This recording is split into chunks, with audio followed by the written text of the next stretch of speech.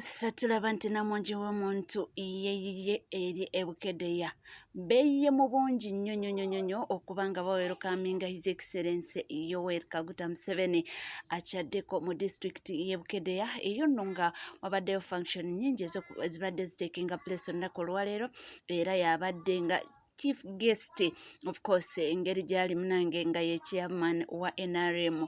Emikolo egisinga giba mu NRM atera nnyo okubeera nga ye mugenyi omukulu unless nga ayina ebimusumbuya n'atasobola kuba nga atuukayo, asobola okuba nga delegating omuntu amubeererewo, naye wabanga wali nga talina buzibu abeerawo terevu, era abantu beeyiye mu bungi ng'owokiraba. Bwetwogera ku Bukedea almost bamupya abaliyo bonna ba NRM.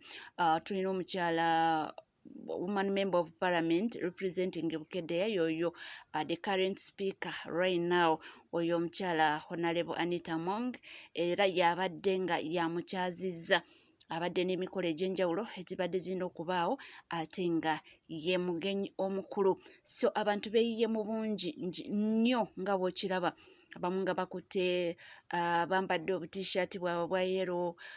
You know, ebintu bingi ebibadde bigenda mu maaso. Abadde alina okugulawo a new block at comprehensive school, naye nga block eno bagiyise General Muhozi, bagiyise Muhozi Kayine Rugaba. Eyo a new block in that school, comprehensive secondary school, eyo block mpya. So yo basazeewo kubanga bagineminga after the first son. Kugambye abantu balina obutego bwe batega, awo nno weebuuza kiki ekiddako.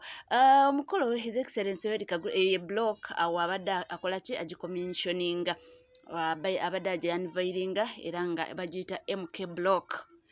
Takomye awo n'aba nga ate abadde alina okucommissioninga medical teaching school. Eyo nno naye ya mukyala the right honorable speaker of parliament Anita Among yakoze ki, yagizimbye. Ebintu bingi nnyo munnange ebibadde eyo, naye nga byonna mukyalo oyo Anita Among.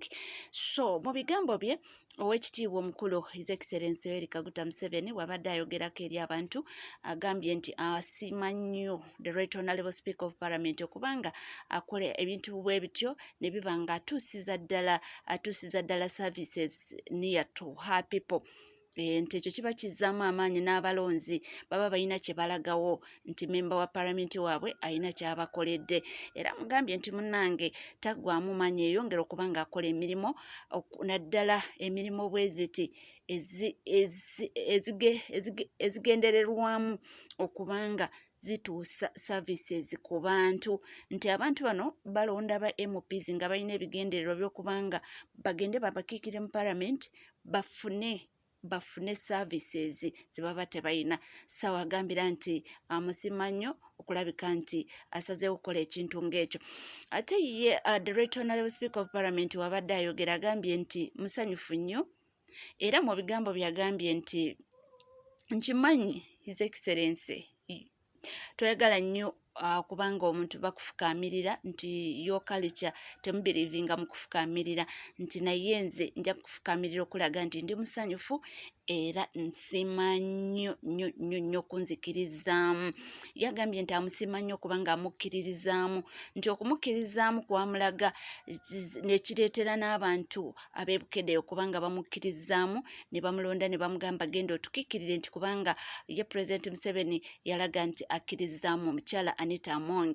Ekyamusiimidde ddala nti yeebale kubanga amuteekamu obwesige, kimuwadde ettutumu mu bantu be ab'e Bukedea, saako n'okubanga bamwenyumirizaamu era nga bamwinamu obwesige. Ekirala n'agamba nti yeebaza nnyo Oweekitiibwa omukulu Pulezidenti nti okubanga asiima nnyo emirimu gy'akola era n'asigala nga amutrustinga.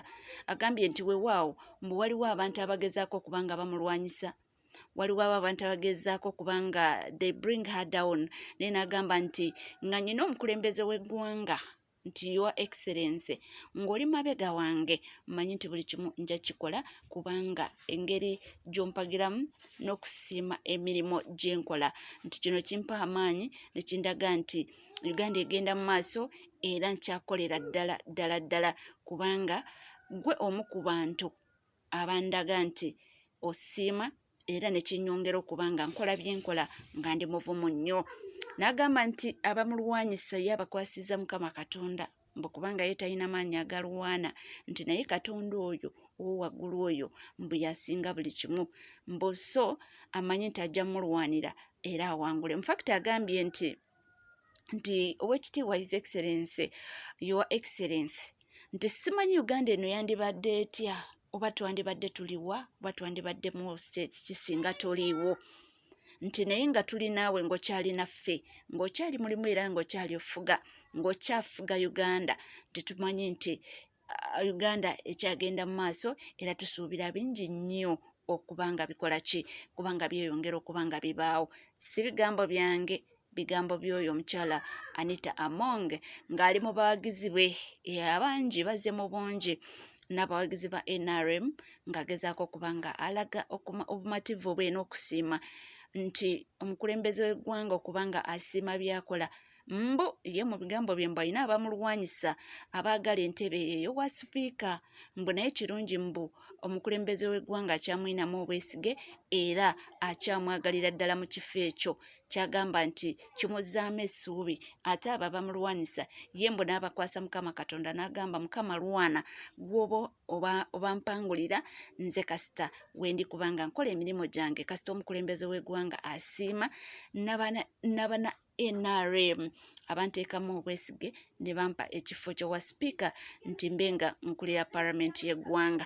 So munange byebiri eyo ebigenda mu maaso eyo e Bukedea naku luwalere bibadde Bukedea district oyo ne woman member of parliament representinga abe Bukedea oyo omukyala Honorable Anita Among munanga abagomboleddemu oba kubagombolola abayiyeemu kankyogere bwe ntyo abayiyeemu ebyamaanyi ebyo birungi kubanga abatuusiza services kumpi tomanya neegundirwa kuba nti gundi yiye kibawa n'enkizo nti oba oliyawo abaana abakoze obulungi ayinza n'obatwalira ku basariz oba ne basomera obwereere ekyo kiba kisoboka ekibanga kyeyakinamu emikono nti kike abaana b'e Bukedea baba bakyakadde abayise obulungi ayinza obbawa basariz ne baba nga basomera bwereere kiba kirungi nnyo batulinya abakirowoozaako weewaawo era tuba tugamba mbu ssente z'omuwoomusolo naye ate waakola ebeera development ejja kubanga eyamba abaana b'ekitundu ekyo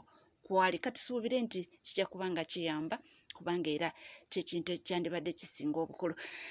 Naye nga yonna gye muli yonna gye musinzidde mbagamba kimu nti mwebale kubeera nga mukyekuumidde ku NCK TV webale kubanga oli naffe ate weerabira ku subscribing obanga obadde tonaba lewingenga that notification bell sharing liking ssaako n'okubanga oleka comment y'ebisigadde tuula kalira weesirikire byonna tujja kubanga tubikutuusaako sigala naffe tovaawo.